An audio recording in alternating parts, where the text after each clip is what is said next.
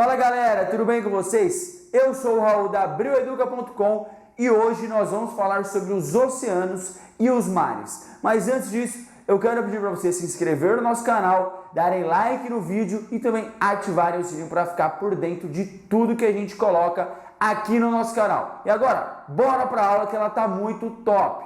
Bom, vamos começar pelos oceanos. Os oceanos são grandes extensões de água salgada que cobrem 70% da superfície da Terra, envolvendo e também separando continentes. Existem 4 oceanos, galera: o Pacífico, o Atlântico, Índico e o Glacial Ártico. Então, assim como a superfície da Terra, o fundo dos oceanos também possui diferentes formas, com destaque para as extensas cadeias montanhosas que são chamadas de dorsais, galera. Isso mesmo, existem montanhas embaixo do oceano. As águas oceânicas estão em constante movimento por influência da rotação da Terra. Somada a ela, as diferenças de temperatura e salinidade das águas provocam o deslocamento de massas de água nos oceanos, conhecidas como as famosas correntes marítimas. Esses movimentos interferem nas condições climáticas de todo o mundo e pode ocasionar no continente períodos de secas ou de chuvas. As águas quentes próximas à linha do Equador movem-se em direção aos polos e as águas frias são deslocadas no sentido contrário, dos polos para a linha do Equador. Essas correntes marítimas vão influenciar diretamente na nossa vida, porque ela vai mudar, vai influenciar o clima de cada região brasileira e também cada região do mundo, certo? Bora falar agora dos oceanos. O Oceano Pacífico fica localizado entre a Ásia, a Oceania e a América, e é o maior oceano e também cobre cerca de 1/3 da superfície terrestre. Ele também é o mais profundo, com mais de 11 mil metros, e o que se destaca é a Fossa das Marianas que tem lá no Pacífico. Então, em torno do Pacífico, existe uma área de instabilidade geológica chamada Círculo de Fogo. Nesse arco acontecem terremotos, tsunamis e também formam-se ilhas vulcânicas e também cadeias montanhosas. O Oceano Pacífico tem aumentado sua importância estratégica comercial e militarmente, galera, sobretudo entre os países da Ásia, da Oceania e dos Estados Unidos. Então, gente, olha aí como até os oceanos são extremamente estratégicos para a economia mundial nos dias de hoje. O Oceano Atlântico fica localizado entre a América, a África e a Europa, e é o segundo maior oceano do mundo. Ele se divide em Atlântico Norte e Atlântico Sul, e é o que banha o maior número de países e territórios.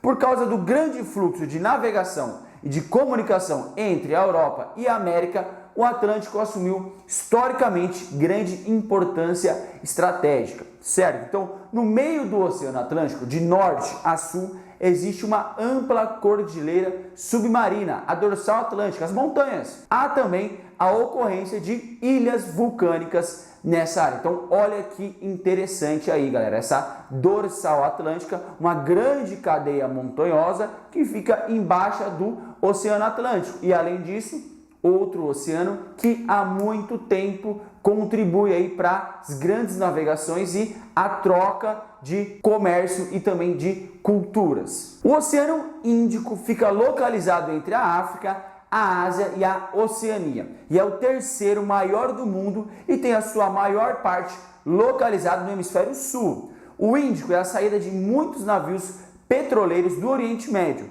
e atualmente mais de 1 bilhão de pessoas vivem às margens do Oceano Índico e importantes atividades econômicas se desenvolvem em suas águas. Um exemplo disso é a pesca e também a exploração de petróleo. Por fim, galera, nós temos o Oceano Glacial Ártico, que fica localizado no norte da América, da Europa e também da Ásia. Vai apresentar baixas temperaturas e vai permanecer congelado durante grande período do ano. Nesse oceano se localiza o Polo Norte. Nessas áreas do Oceano Glacial Ártico existem gigantes blocos de gelo flutuantes, os famosos e famigerados icebergs, e isso dificulta a navegação pelo Ártico. Então, seu recente degelo aí por conta do aquecimento das águas foram se abrindo novas rotas de navegação e acelerando a exploração econômica na região. Então, olha que interessante aí, com o derretimento dessas geleiras, foram se abrindo caminhos que abrem oportunidades também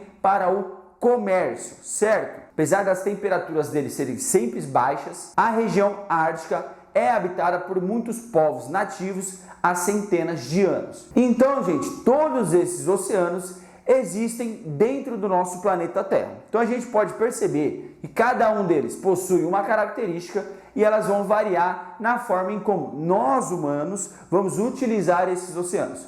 Bora falar de alguma coisa agora que vai influenciar nos oceanos, as marés. Então, as marés são águas dos oceanos e sofrem constantes oscilações e às vezes ela sobe e às vezes ela recua, é que nem lá na praia. Por exemplo, quando você chega na praia, você coloca ali o seu guarda-sol bem pertinho do mar. Por quê? Porque a maré está recuada. Porém, vai passando as horas, o que acontece? A maré vem subindo e daqui a pouco leva todo mundo, seu guarda-sol, a família inteira. Agora, você já se perguntou por que isso acontece? Vem comigo. Esse movimento diário são as marés, galera. Foram criadas pelas atrações gravitacionais do Sol e da Lua sobre a superfície dos oceanos. Então, ó, o nível das marés altas, que nós vamos chamar de pré-mar, e baixa-mar, é influenciado pela posição da Lua em relação à Terra e o Sol. As maiores oscilações das marés ocorrem quando a Terra, a Lua e o Sol estão alinhados,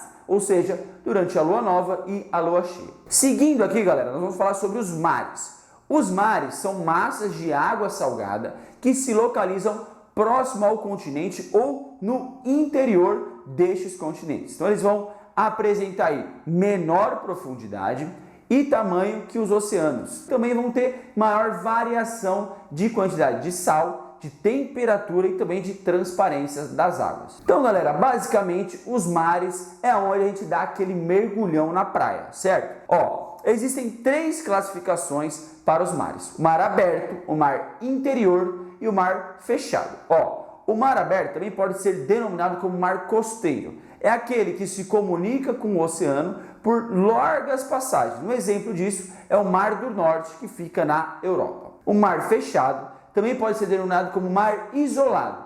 Este mar não possui comunicação com o oceano ou com outro mar. Ele fica localizado dentro das terras continentais, como um grande lago, mais ou menos fechado, certo? Um exemplo disso é o Mar Morto. Este tipo de mar, gente, depende das chuvas e das águas do rio para manter seu volume de água. O mar interior também pode ser denominado como mar continental. Vai se comunicar com o oceano pelos estreitos ou pelos canais. O mar Mediterrâneo, por exemplo, se comunica com o Oceano Atlântico pelo Estreito de Gibraltar. Bom, galera, essa foi a nossa aula de hoje, mas antes de terminar, eu quero te dar um recadinho aí bem importante. Se você está com dificuldade na escola ou você tem curiosidade de aprender mais sobre todas as matérias que você estuda na escola, clica nesse link aí que está aí, ó, brioeduca.com, e dá uma olhada lá na nossa plataforma, que a gente pode te ajudar muito. Certo, galera? Eu espero que vocês tenham gostado e até a próxima!